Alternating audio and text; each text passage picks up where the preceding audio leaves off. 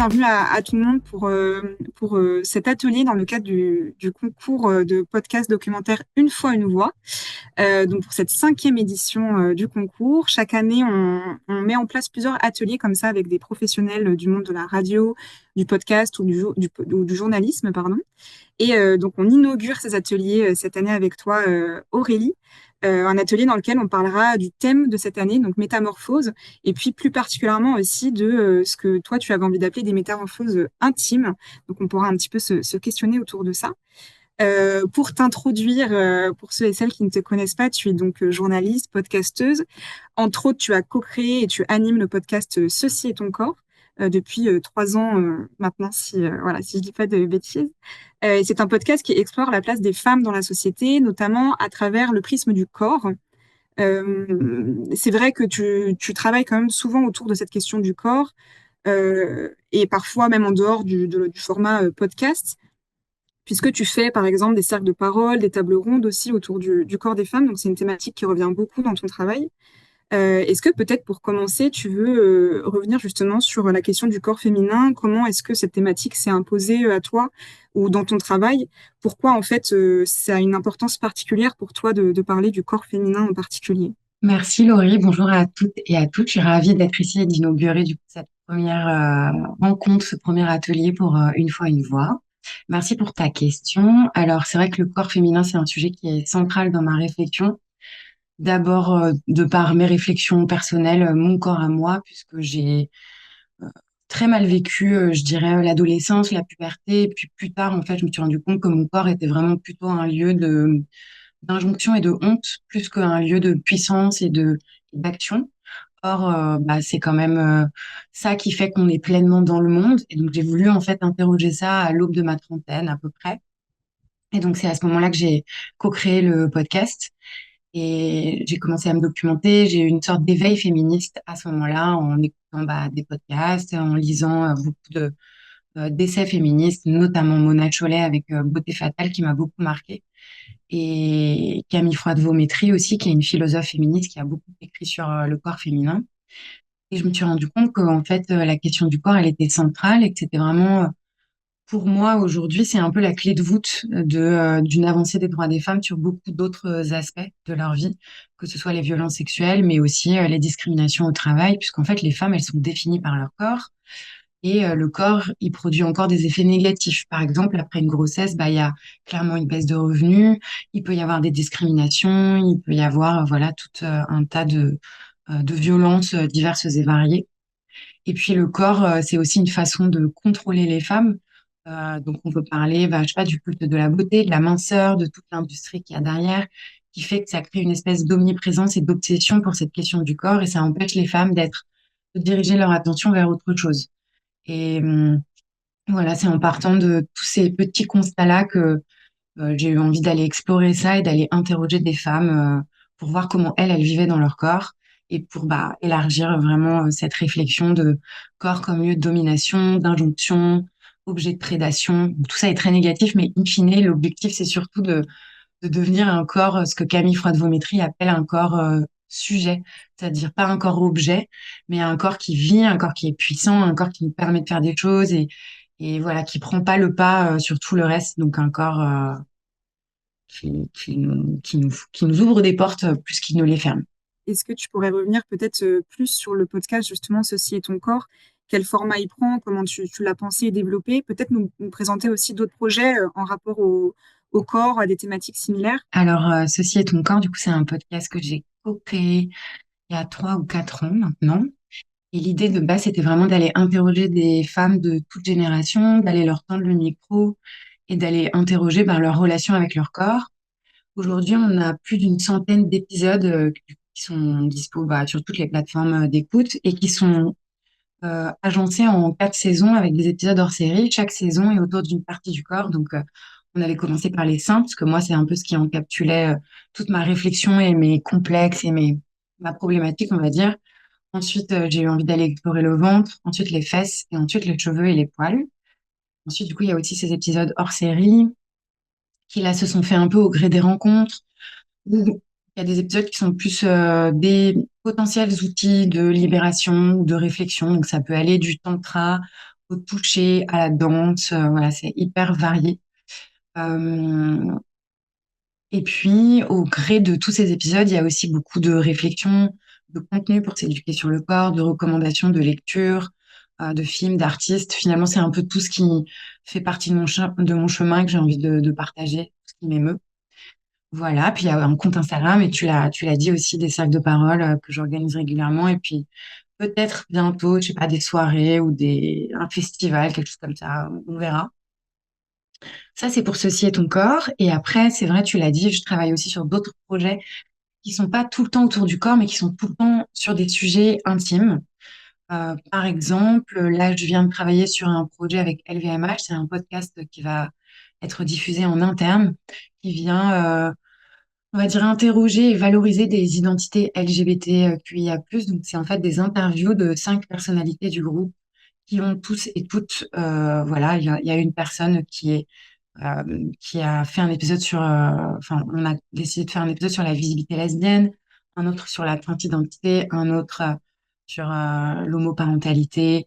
Voilà, c'est varié. Et l'idée, c'est vraiment d'apporter une touche humaine à ces parcours et d'accompagner ça de capsules pédagogiques. Et puis après, il y a d'autres projets avec des plus petites associations. Par exemple, l'association Méduse, qui fait de la sensibilisation au VSS, aux violences sexistes et sexuelles, et plus particulièrement sur le prisme, enfin, sur le sujet de la prostitution des mineurs. Et avec cet asso, on a déjà fait 3 saisons. On est en train 2 saisons, on est en train d'en faire une troisième et on en a une quatrième en préparation. Et là, l'idée, c'est plutôt d'utiliser le podcast comme un outil de médiation avec les jeunes. Donc, les jeunes qui bénéficient du coup de cet atelier de sensibilisation avec l'asso. Et ensuite, on mène la réflexion un peu plus loin et on crée un podcast avec eux. Voilà. Donc, tout ça est dispo sur toutes les plateformes d'écoute. En tout cas, pour ce qui est de Méduse, pour ce qui est d'LVMH, il faut faire partie du groupe pour pouvoir l'écouter. Donc, voilà. C'est vrai qu'on voit du coup ouais, ce fil rouge un petit peu que tu as autour de l'intimité sous plein de formes que ça peut prendre. Et du coup, à chaque fois que tu traites aussi sous le format podcast, est-ce qu'il y a une raison particulière pour laquelle c'est des sujets que tu préfères traiter sous ce format-là? Tu disais qu'avec Ceci et ton corps, tu imagines aussi quand même aussi des cercles de parole, des événements peut-être plus tard. Donc, comment ça se fait que t'as d'abord traité ces sujets-là par le podcast en lui-même? Quel est le lien que tu fais entre ce format et ces thématiques peut-être? Il y a plein de raisons, mais le format podcast, il m'a tout de suite attirée déjà parce que je trouvais que c'était une façon de libérer les femmes de leur image. Là où on vit dans une société où on est en surdose d'images en permanence, et les femmes, sont définies par leur corps, par leur image. Donc, je voulais aussi enlever un peu ce truc-là. Parce que quand on a un micro versus quand on a une caméra devant soi, c'est pas du tout la même chose et on ne se comporte pas de la même façon. Notre corps ne se comporte pas de la même façon. Donc, je voulais écarter déjà cette première chose. Et ensuite, le podcast, c'est aussi un outil qui est hyper facile à s'approprier. C'est-à-dire que moi, j'ai commencé avec un iPhone et un outil de montage gratuit. Et en fait, j'ai appris vraiment sur le tas. Ça, j'aimais bien, en fait, cette dimension de un peu do it yourself, que je trouvais assez chouette et qui est assez simple. Il n'y a pas besoin d'avoir des connaissances gigantesques et on trouve énormément de ressources sur Internet aujourd'hui pour apprendre à faire un podcast. Ensuite, ce que j'aimais bien aussi, c'est que le podcast, ça peut s'insérer à plein de moments et on sait que les femmes, sans vouloir faire de généralité, ont souvent une vie bien chargée, notamment pour tout ce qui est tâches domestiques, tâches ménagères. C'est encore elles qui assument souvent la majorité de ces tâches-là au sein d'un foyer. Et typiquement, un podcast, il n'y a pas vraiment besoin d'être devant un écran. On peut juste le mettre pendant que on allait son bébé, pendant qu'on plie le linge, pendant qu'on fait à manger ou je ne sais quoi. Donc j'aimais bien aussi ce truc-là qui s'insère dans le quotidien des gens.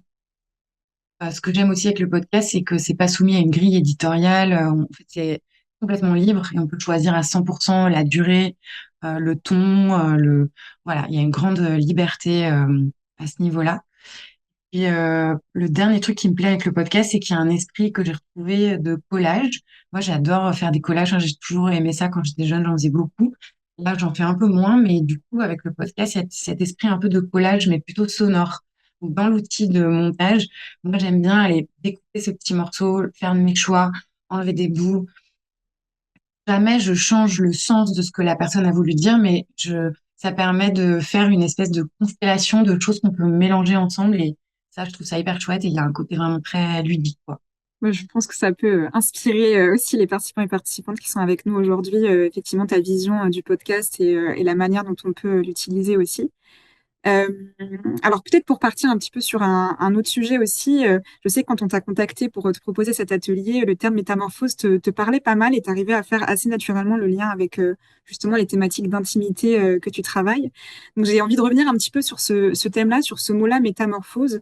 Euh, Toi, c'est une notion qui t'évoque quoi en particulier? Voilà, qu'est-ce que ça t'apporterait? Ça peut être aussi l'occasion, comme là on est encore assez tôt avant le rendu des podcasts pour le concours. Ça peut être l'occasion aussi de donner peut-être des inspirations aux personnes qui sont avec nous aujourd'hui, d'autres manières peut-être de penser la thématique métamorphose. Donc, je voulais un petit peu t'amener sur ce terrain-là, savoir ce que tu avais à en dire.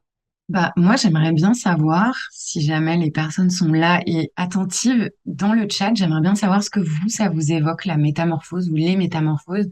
S'il y a un mot qui vous vient ou même un emoji ou une idée quelconque, n'hésitez pas à la partager sur le chat. Je suis très curieuse de savoir ce que ça vous évoque. Le changement, dit Myriam, trop bien. La mutation, absolument. Je suis tout à fait d'accord. Un papillon, carrément. La chrysalide, la papillon, la renaissance, trop bien. Merci Patricia, merci Louise. Trop intéressant. L'adolescence, 100% d'accord, c'est exactement ce dont je vais vous parler juste après, justement. Trop cool. Merci beaucoup pour vos partages. Alors, j'ai regardé quand même. Donc, du latin, métamorphose, c'est métamorphosis, changement d'un être en un autre, transformation totale d'un être, au point qu'il n'est plus reconnaissable. Et moi, la métamorphose, ça me fait tout de suite penser à l'adolescence, comme je crois que c'est Patricia, j'ai fermé le chat. Ouais, c'est Patricia qui disait ça. Moi, j'ai tout de suite pensé à ça parce que j'ai eu l'impression que c'était la plus grande métamorphose de ma vie. Et la métamorphose peut-être la plus difficile en un sens. Donc, ça m'évoque en fait un peu les métamorphoses que nos corps traversent tout au long de notre vie, au fil du temps, même plus particulièrement celle des femmes, même si évidemment la puberté, ça, l'adolescence, ça concerne tout le monde. Mais les femmes qui sont cycliques, qui ont des règles, et donc je trouve que d'un jour à l'autre, on vit des mini-métamorphoses à l'intérieur de nous selon l'endroit du cycle où on peut se trouver, alors avec plus ou moins d'influence sur nos humeurs, mais pour ma part, moi, je suis très sensible à tous ces petits changements et je sais que ça a un énorme impact sur voilà, mon humeur, mon énergie, enfin tout un tas de choses qui vont potentiellement définir ma journée. Et puis, du coup, ça m'évoque aussi beaucoup la puberté, donc qui est vraiment un moment charnière. Moi, j'ai eu un peu l'impression que mon corps, il me trahissait, qu'il avançait plus vite que moi et qu'il y avait comme une espèce de d'autre qui se créait à l'intérieur et le regard qui changeait à l'extérieur en parallèle. Donc, ça a été un moment assez désarçonnant, je dirais. Et avec mon regard d'adulte aujourd'hui, j'en garde un souvenir, je dirais, peut-être un peu, pas douloureux, mais j'aurais aimé peut-être mieux savoir ce qui se passait dans mon corps à ce moment-là. Voilà. Donc clairement, la métamorphose, ça m'évoque tout ça. Pareil, je pense que ça peut être des pistes de réflexion aussi pour les personnes qui participent au concours cette année. C'est vrai que dans tous tes autres projets, il y a aussi une grosse ampleur quand même, engagement, sujet de société. Est-ce que pour toi, du coup, la thématique métamorphose, il y a un lien qui peut être fait aussi justement sur cette forme d'engagement, en tout cas de sujet de société? Comment tu arriverais à associer les deux pour faire un peu le pont aussi avec tes autres projets? Ouais. Alors c'est vrai que moi j'ai parlé d'un point de vue très intime, très individuel, parce que c'est souvent mon prisme. Quoique, en fait, on pourrait voir ça d'un angle un peu plus structurel si on pensait à les métamorphoses qui concernent les femmes. Mais c'est vrai que je trouve que c'est un sujet qui est hyper intéressant parce qu'il a plein de façons de l'approcher.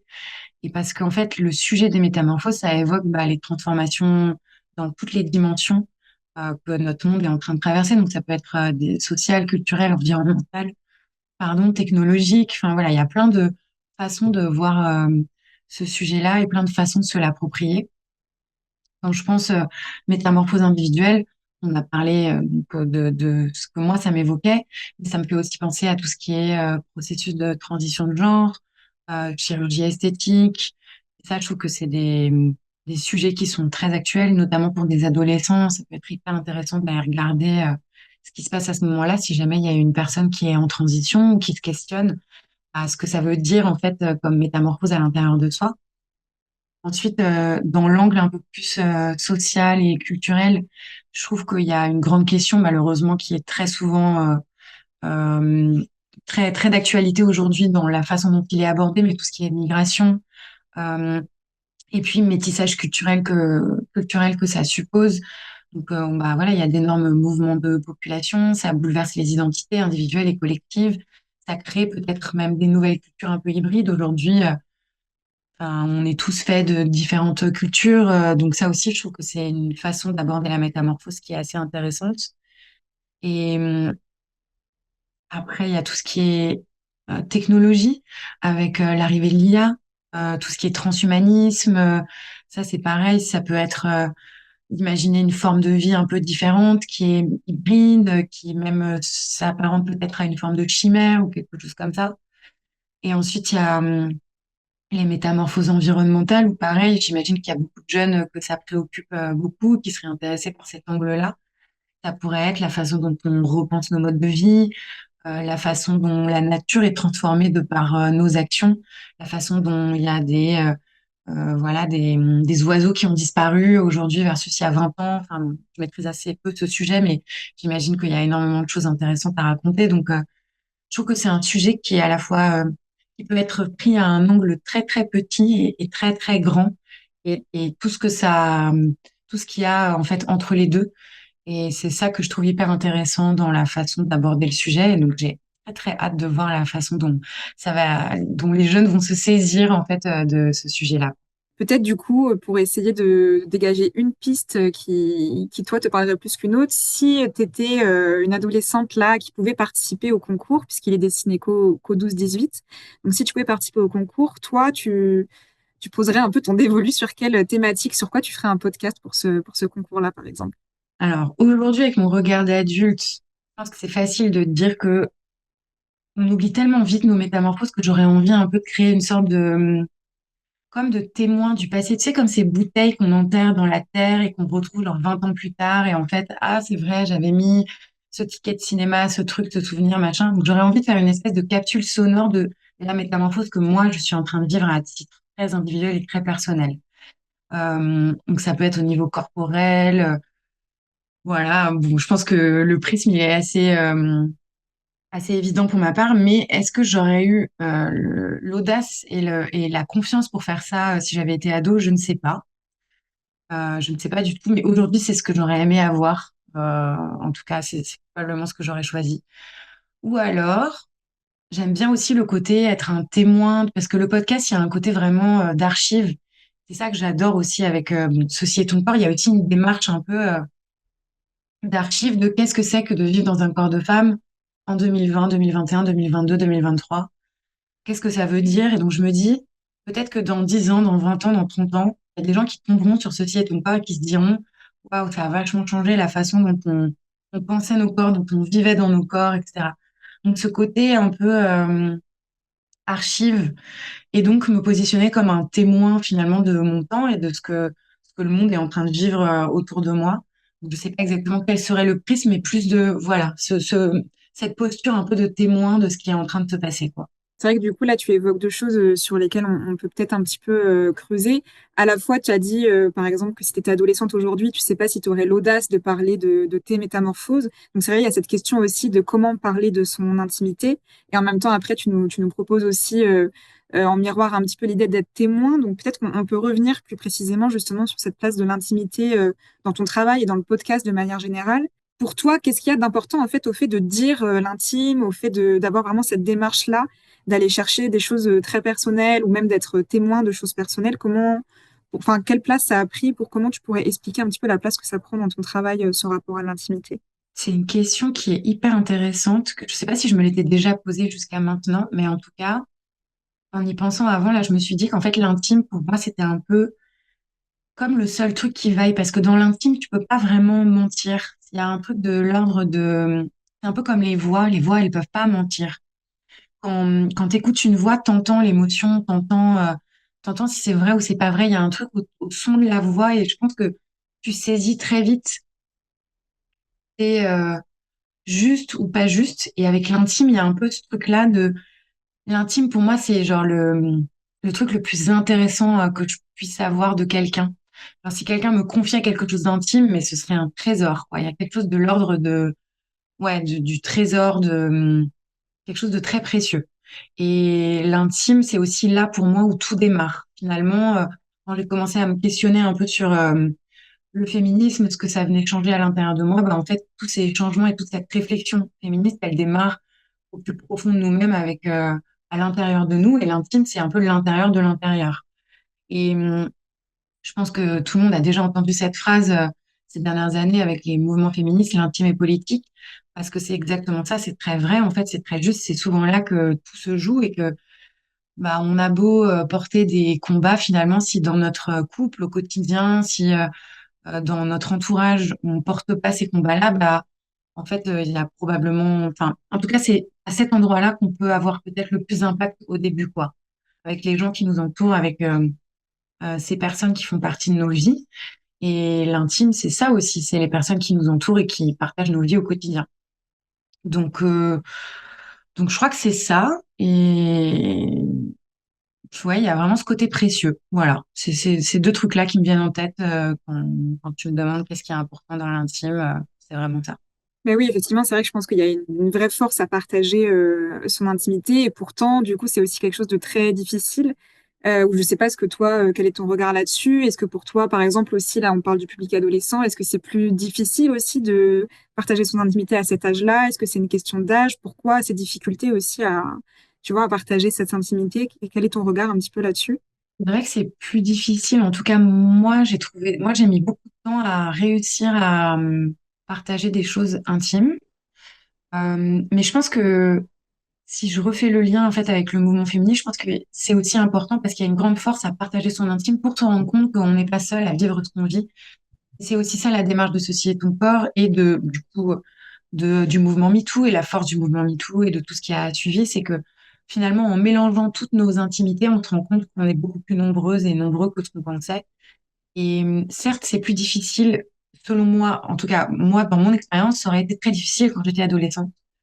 Mais je travaille beaucoup avec des ados aujourd'hui et je les trouve, j'ai souvent été très impressionnée par leur façon de se saisir de ces sujets, d'en parler avec beaucoup de facilité, euh, même au sein d'un groupe, tu vois, pas forcément en étant seul. Voilà, quand on est au sein d'un groupe, par exemple, le projet Méduse, on constitue des petits groupes de deux ou trois ou quatre jeunes, ça dépend des saisons.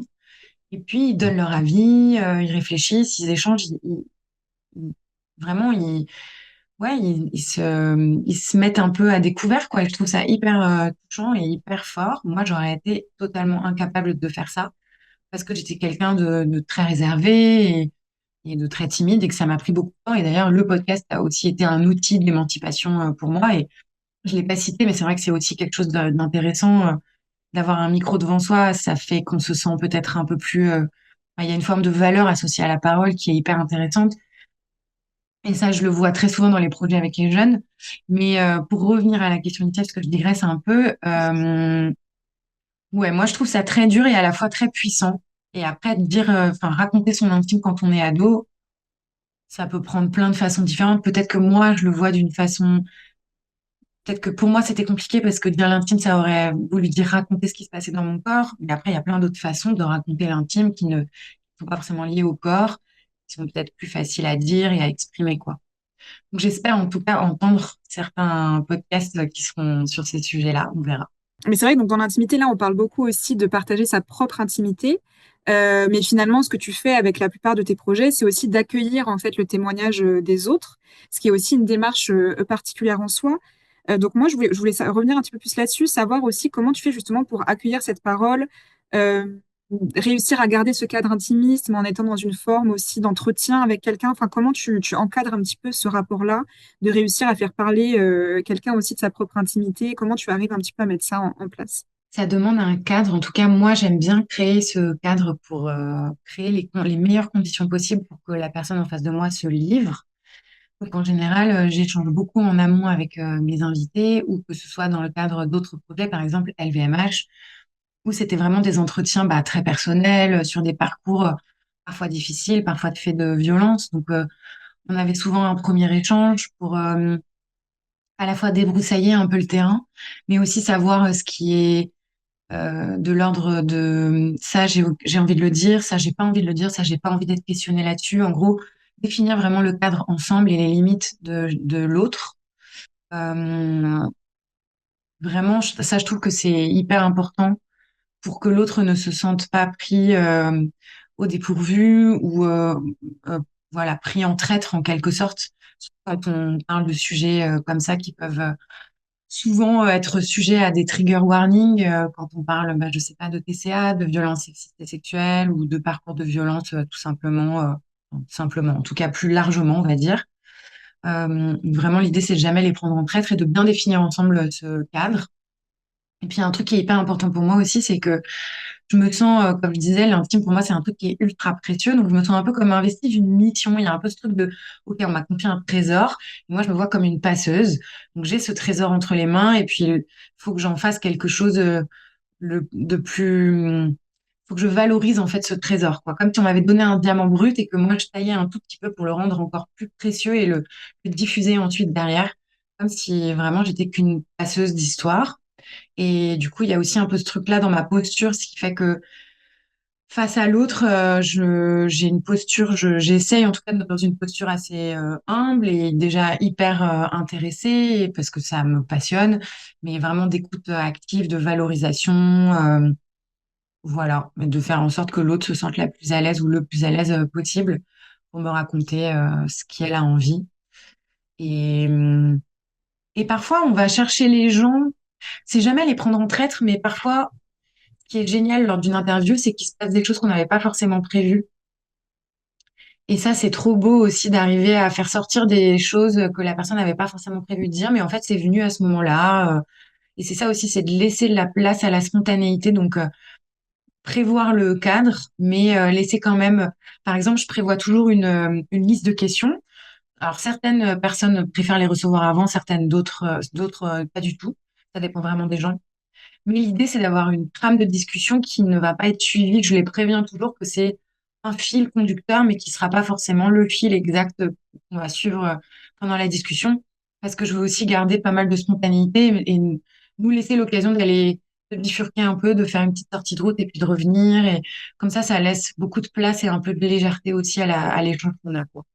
Est-ce que toi, tu fais aussi beaucoup de recherches sur la personne? Enfin voilà, est-ce que tu peux nous donner un petit peu plus d'astuces aussi pratiques sur comment préparer ce format de podcast-là? Ouais, je fais toujours beaucoup de recherches. En fait, en général, je vais chercher les personnes que j'interviewe pour un sujet dans Société Ton en particulier. Dans la saison, par exemple, sur le ventre, bah, j'avais des épisodes thématiques. Donc, il va y en avoir un sur la fausse couche, un autre sur les troubles du comportement alimentaire, un autre sur l'endométriose. Et donc, à chaque fois, j'ai quand même un angle qui est assez précis avec mes invités. Et je fais toujours beaucoup de recherches pour savoir, pour connaître mon sujet, pour pouvoir aller questionner la personne que j'ai en face de moi et arriver avec à peu près le même niveau d'information, même si évidemment, tu peux jamais remplacer une personne qui a vécu ce qu'elle raconte, mais en tout cas d'avoir ouais, un maximum d'informations pour pouvoir rebondir aussi et laisser la place à cette spontanéité. Après, c'est une façon de faire les choses. Il y en a mille autres. Il y a aussi des personnes qui aiment interviewer sans rien préparer et laisser beaucoup de place à l'improvisation. Et c'est aussi une façon de faire qui peut être intéressante. En tout cas, ce qu'on a tendance à dire, c'est que les gens oublient le micro au bout de 45 minutes. Donc, c'est à peu près au bout de 45 minutes qu'on a une parole qui commence à être un peu plus libre. Voilà. Donc, l'idée, c'est de commencer avec des questions un peu de préchauffe. C'est-à-dire qu'on va pas, la première question qu'on va poser, ça va pas être la question la plus intense, quoi. En général, il faut chauffer un peu la machine, quoi. Faire chauffer un peu le moteur. Donc, c'est bien d'avoir quelques questions un peu basiques, un peu, enfin, pas basiques, mais en tout cas, qui permettent de se mettre un peu dans l'ambiance. Moi, j'aime bien faire ce genre de choses. Et surtout, je pense aussi qu'il faut pas hésiter du tout. C'est quelque chose que j'avais beaucoup de mal à faire au début, mais j'avais beaucoup de mal à couper les gens pour leur dire, attends, là, il y a eu un bruit, en fait, j'ai pas bien entendu ce que tu as dit, ou là, peut-être, est-ce que tu peux redire ta phrase parce qu'en fait, c'était pas forcément clair. Même s'il y a beaucoup de choses qui peuvent se faire au montage, les gens, en fait, ils sont souvent contents quand on leur dit, vas-y, enfin, reprends ta phrase parce qu'il y a un truc qui n'allait pas. Donc, encore une fois, tout est question de, ça dépend de ce qu'on veut obtenir à la fin. Donc, ça aussi, c'est une question à se poser de qu'est-ce que je veux avoir à la fin, c'est quoi mon objectif avec cette interview ou ce moment ou cet enregistrement. Ça peut être aussi, je pose un enregistreur dans une pièce. Alors attention au son et à ce que ça va donner, mais dans une pièce pour juste capter la discussion qui est en train de se dérouler entre deux personnes, sans qu'il y ait vraiment un micro spécifique devant moi. Voilà, il y a plein de façons de faire. Mais se poser vraiment la question de qu'est-ce qu'on veut avoir et pas hésiter à couper les gens. Alors sans couper le rythme non plus, mais en tout cas parfois ça peut être bien de voilà de le faire. Oui, oui, ok, pas mal de petits conseils aussi, aussi pratiques. Est-ce que de manière globale, tu veux nous partager d'autres conseils si on revient un petit peu sur la thématique de cet atelier aujourd'hui, donc le fait de mettre en voix l'intime? Ouais, moi j'aurais tendance à dire, ce qui est intéressant dans le podcast, c'est qu'on n'a pas d'image. Donc il faut réussir à entendre ce qu'on veut dire. Parfois, il n'y a pas besoin de mots. Ça peut être le bruit d'un oiseau, le bruit d'une voiture qui passe. Mais ce qui est intéressant, c'est toujours de se dire, de fermer les yeux et de se dire qu'est-ce que je veux que les gens ressentent. Donc partir de ces sensations. Peut-être les décrire, peut-être voilà, les écouter. Et en fait, c'est l'idée de retranscrire en son ce qu'on ressent, quoi. Donc ça, c'est une petite gymnastique que je trouve assez marrante à faire. Ça peut, ça peut partir, je sais pas, d'une méditation de 3 minutes et juste d'essayer juste d'écouter les bruits qu'il y a autour de toi. En fait, on n'écoute jamais, on vit dans des environnements assez bruyants. En tout cas, pour les gens qui vivent en ville, c'est souvent extrêmement bruyant, même voire saturé. Et en fait, c'est rare de se poser quelque part. Même dans sa chambre, en fait, il y a toujours un petit bruit de fond. Ah, ça d'ailleurs, c'est un autre conseil. Quand vous enregistrez, faites toujours un petit enregistrement de genre 40 secondes, 1 minute, sans voix, pour juste avoir le bruit de fond, parce que parfois il va y avoir le bruit d'un frigo, ou le bruit d'une clim, ou le bruit d'un truc qui fait que quand on a besoin de faire des petits raccords sur un montage, c'est toujours bien d'avoir 1 minute de sans voix pour pouvoir aller prendre ce petit morceau et le rajouter par-ci par-là. Mais voilà, de faire cette espèce d'exercice sonore de comment, si je devais retranscrire ce que je ressens en son, qu'est-ce que ça donnerait? Ensuite, un autre conseil, c'est de vraiment pas avoir peur des silences, parce que les silences, ils disent beaucoup de choses, et souvent, parfois même plus que les mots. Moi, je me souviens au début, dans Ceci est ton corps, je voulais que le montage il soit toujours ultra parfait. Je voulais couper toutes les petits bruits pas forcément les bruits de bouche, mais dès qu'il y avait un silence un peu trop long, dès qu'il y avait quelque chose, voilà, qui restait pas dans le rythme, je l'enlevais pour que ce soit rythmé. Et en fait, le silence, si la personne, elle a marqué un silence, bah, ça veut dire quelque chose, donc faut le garder, quoi. Souvent, faut le garder. Parce que parfois, le silence, ça permet aussi de digérer ce qui vient d'être dit. Ça permet d'avoir un petit temps pour marquer une pause, peut-être même raccorder avec l'attention des gens. Si jamais on vient d'avoir un gros pavé, bon, là, ce sera probablement moins le cas parce que c'est beaucoup plus court. Mais les silences, ils ont vraiment leur importance. Et puis ensuite, je crois que le dernier conseil, c'est de s'amuser, quoi. Vraiment, c'est le truc le plus important, de s'amuser, puis de s'écouter, de se faire confiance et de juste de kiffer, quoi. Je crois que tu voulais aussi proposer des petits exercices pratiques aux personnes qui sont présentes aujourd'hui. Donc, je te laisse donner un petit peu tes consignes et comme ça laissera le temps aussi à ceux et celles qui veulent poser des questions de les écrire dans le chat. En fait, je me suis dit que ce serait intéressant. Donc là, c'était compliqué dans le cadre de l'atelier. Mais je trouve que parfois, on a besoin d'un petit coup de pouce pour lancer un peu sa réflexion. Et j'ai fait un super atelier d'écriture il y a pas longtemps avec une femme qui s'appelle Chloé de Broca. Et elle a organisé un atelier d'écriture sur, bah justement, je crois que le thème, c'était les métamorphoses, ou il me semble que c'était ça. Je me suis un petit peu inspirée de ce qu'elle nous a proposé. Je l'ai un peu changé, je l'ai un peu adapté. Mais du coup, je vous propose en fait 3 consignes d'écriture. Du coup, je vais vous mettre dans le chat, mais qui, je pense, seront aussi rediffusées, repartagées ensuite, que ce soit sur le site ou dans la newsletter. Mais donc voilà, 3 consignes d'écriture qui peuvent permettre de lancer en fait un peu une réflexion. L'idée, c'est de se mettre au calme, dans un endroit où on est à l'aise, sans risque d'être dérangé, de prendre de quoi noter, un carnet, un ordi, quelle que soit la façon dont vous préférez écrire, puis de choisir une des 3 consignes et de lancer un timer de, on va dire, 10 minutes. Voilà. Et l'idée, c'est d'écrire sans penser au résultat, sans que ce soit, faut pas que ce soit bien à tout prix. C'est vraiment juste de laisser filer votre crayon sur le papier ou filer vos doigts sur le clavier. Ça dépend de ce que vous préférez.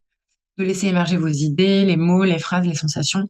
Vous êtes peut-être déjà familière avec cet exercice de l'écriture, des petits, voilà, des ateliers d'écriture, mais moi, j'ai trouvé ça vraiment très chouette et il y a des choses qui sortent que j'aurais pas forcément, enfin, auxquelles j'aurais même jamais pensé.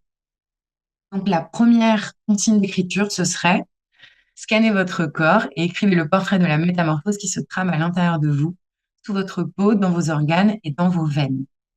La deuxième consigne, ce serait écrivez un dialogue avec votre vous maintenant et un ancien vous. Qu'est-ce qu'il se raconte?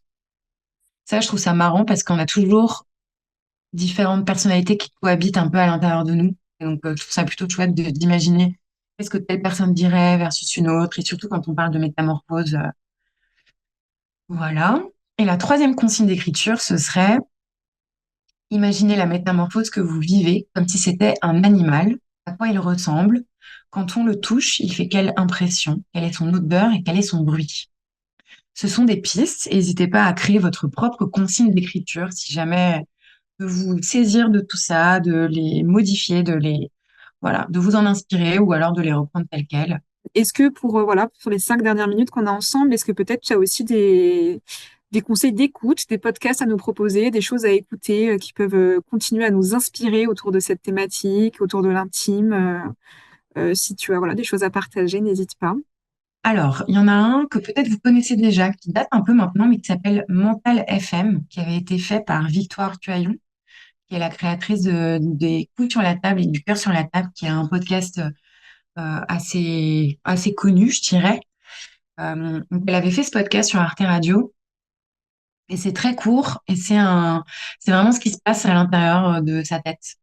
Enfin, de sa tête ou en tout cas de ce qu'on pourrait imaginer dans sa tête ou dans la tête de quelqu'un d'autre, mais toutes ces voix qui ne font que popper et qui parlent dans tous les sens et c'est à la fois très drôle et très bien réalisé.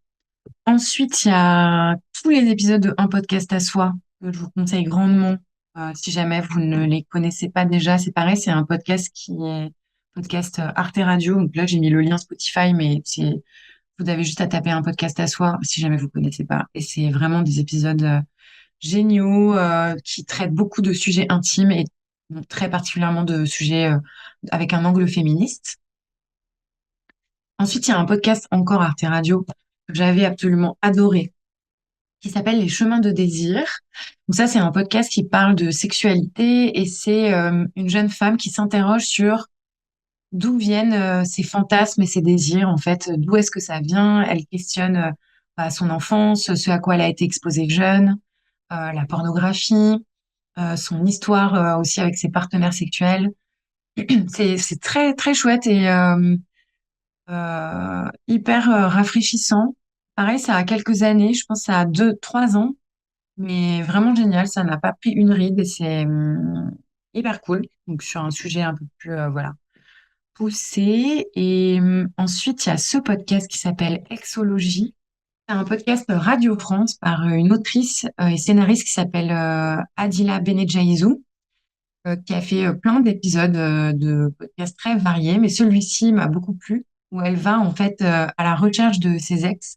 Donc c'est une femme qui a eu un enfant seul, qui n'est il me semble qu'elle n'est pas en couple et en gros, elle va voir ses 4 ou 5 ex comme un chemin, comme un retour en arrière pour interroger ce qui n'a pas marché, pourquoi ça l'a pas fait, voilà, qui questionne un peu son cheminement sentimental, mais avec beaucoup de finesse, beaucoup d'intelligence. Euh, c'est hyper bien fait et puis c'est vraiment elle avait été une de vos invitées. D'ailleurs, il y a un atelier sur le site d'Une fois une voix qui est avec Adila Benedjaïzou et tout ce qu'elle fait est vraiment génial. Donc voilà, j'ai choisi celui-ci, mais il y en a beaucoup d'autres qui sont super. Et voilà, j'en avais plein d'autres, mais je pense que c'est ceux-là qui sont les plus marquants.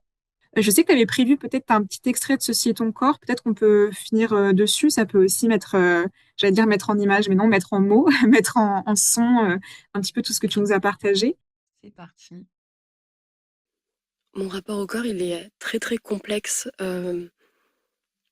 Déjà, je viens d'un milieu où il y a beaucoup de pudeur, beaucoup d'interdits, notamment pour les femmes, mais en fait aussi pour les hommes. On montre pas son corps, on parle pas de ça.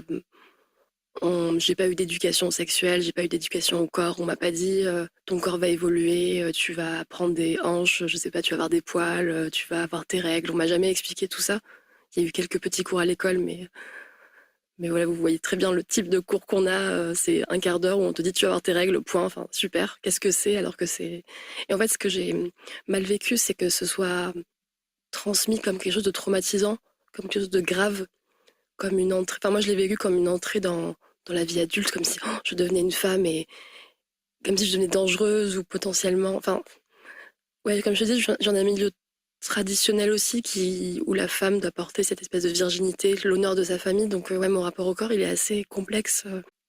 Et en fait, en grandissant, enfin, j'ai du mal à l'exprimer parce que vraiment, c'est un sujet que j'évite, mais je pense que j'ai pris beaucoup de distance avec mon corps. Je me le suis pas approprié. Petite, j'étais très maigre, je mangeais pas beaucoup. J'ai eu des troubles alimentaires très très tôt parce que je sais pas, je l'acceptais pas, je pense, ce corps. Et puis à l'adolescence, tu commences à observer des changements et tes copines ne te ressemblent pas forcément. Je l'ai pas dit, mais je suis la première personne à être née en France dans ma famille. Et autour de moi, il y avait pas forcément des gens qui me ressemblaient en termes de corps, même si tous les corps sont différents, il y a quand même parfois des similitudes euh, dans les cheveux, les poils, la couleur de peau, parfois les formes. Et je regardais mes copines qui, par exemple, certaines qui étaient blondes, qui n'avaient pas du tout de poils. Et moi, je me disais à 10 ans, oh mon Dieu, mais j'ai plein de poils sur les bras, sur les jambes, mais quelle horreur. Mais je ressemble pas du tout à ce à quoi il faut ressembler.